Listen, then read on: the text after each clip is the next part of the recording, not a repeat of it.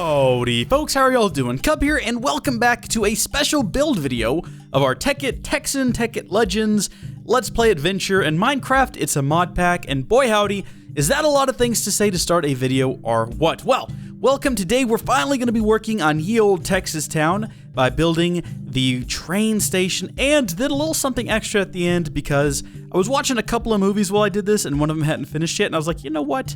We should continue. Now, let's get some build information out of the way because there's a subject I want to talk about during this video. First off, the inspiration for this is sort of the old style. You see it a lot in the westerns. The old style railroad stations. You see them a lot in older movies. I live in Texas, so there's a few like heritage sites that have them around. They're really cool, and you can buy Thomas the Tank Engine toys there. So I sort of took that as my base, and if you've seen them, it's sort of a long, skinny building, and it's got quite a large deck to either side or all the way around it with some smaller inside spaces. So I took that for the base, but then I decided, you know what, let's also add some old school, like Texas prairie houses to the mix because I like those, kind of a two-story sort of deal. So I built the bottom as a train station, and the top more so like a big house second story. You kind of see, I'm really happy with the way it turned out. It's not classic per se, but it looks really nice, and it's going to be plenty big for us to do all of our Texas-y things. Because remember, this house is going to be the center of ye old Texas town. Now, you might notice that our camera is frozen in place, which is not fun at all. And that's because, of course, Minecraft Replay mod was never made for 1.7, which is what Tekkit Texan is in.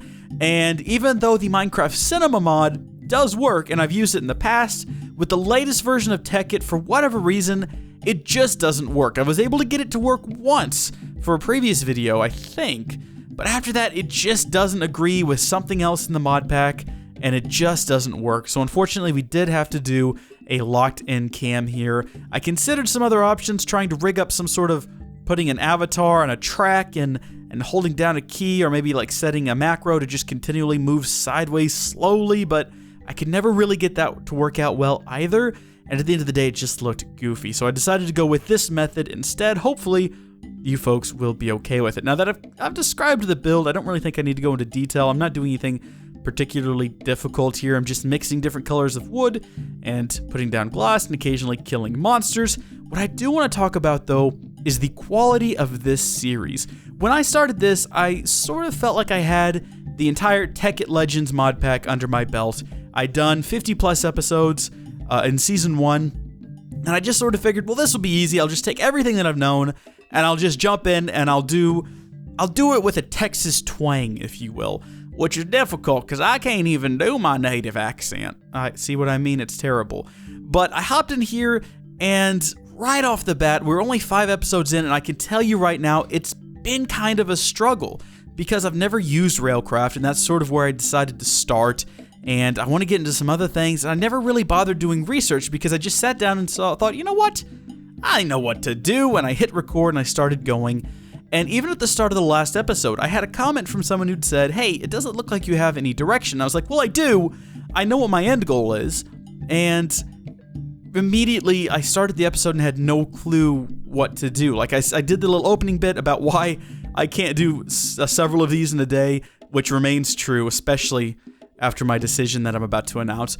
Also, what remains extra true, I do have an end goal. It's just I haven't bothered, like I did in season 1, plotting out the steps to get to that end goal because I was just sort of flying by the seat of my pants and thinking way too highly of my abilities to improvise. Well, I'm changing that now, and I'm going back to what I did in season 1, where I sat down and I plotted out episode by episode what was going to happen, and then plotted out what I was going to do in each episodes to reach those goals. And that's what we're going to do moving forward. And we're still going to do 2 or 3 of these a week. That won't change.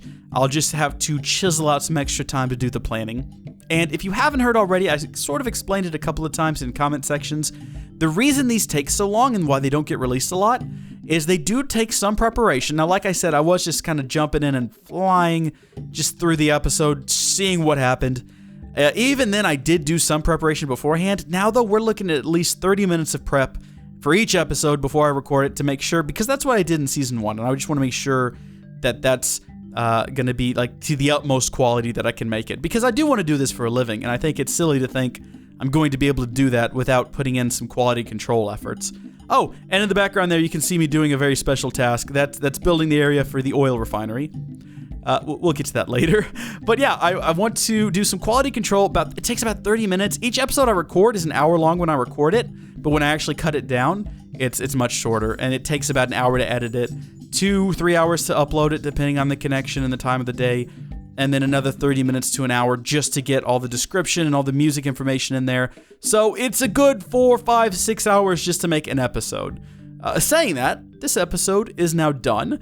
And I wanted to show you here, I kind of transitioned when you come out of the wilderness. The railroad is a little bit nicer. I used half slabs to kind of elevate it and give it a nicer look. I want it to look nice leaving Alpha Base and look nice coming into Yield, Texas. But I don't really care about what it looks like going through the wilderness because it's the wilderness. Who's ever going to see it there?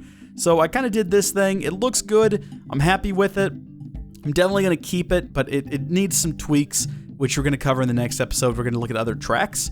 Now, this is what the train station / Yield, Texas town center looks like. You can see what I meant downstairs with that sort of smaller inner area, but then you have this massive upstairs with these big, gorgeous windows. Oh, heavenly. Fantastic. I should really be designing houses IRL, and you can see I made some good use of those lamps. I thought that was a nice aesthetic. Also, the rest of the house is lit by putting glowstone and carpenter's blocks. Very discreet. Now, here's a little gander at the inside. I didn't think to get any footage of the upstairs, but you can see there's some carpenter ladder, and I used several different shades of wood to make it pop out. I believe that's jungle in the carpenter's ladder. And then this is where we're going to be doing our oil refinery, because that's a lot of what the Texas economy is based around. We do quite a bit of drilling, but we also do a ton of refining, and we got a lot of jobs out of that. It's a good deal, so we're definitely going to be covering that here in the pack. And then to kind of close things off, here's just a nice shot of the back or the front. There's no real defined back or front to this place. It's just kind of the same on either side, and then it's open to either end.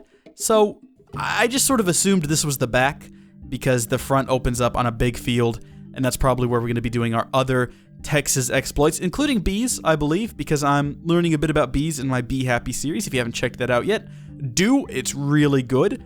But that pretty much wraps it up for this episode. Now, next episode, I haven't hammered out the details yet, but I'm going to hop on Evernote and really just start tweaking and working out exactly what's going to happen there.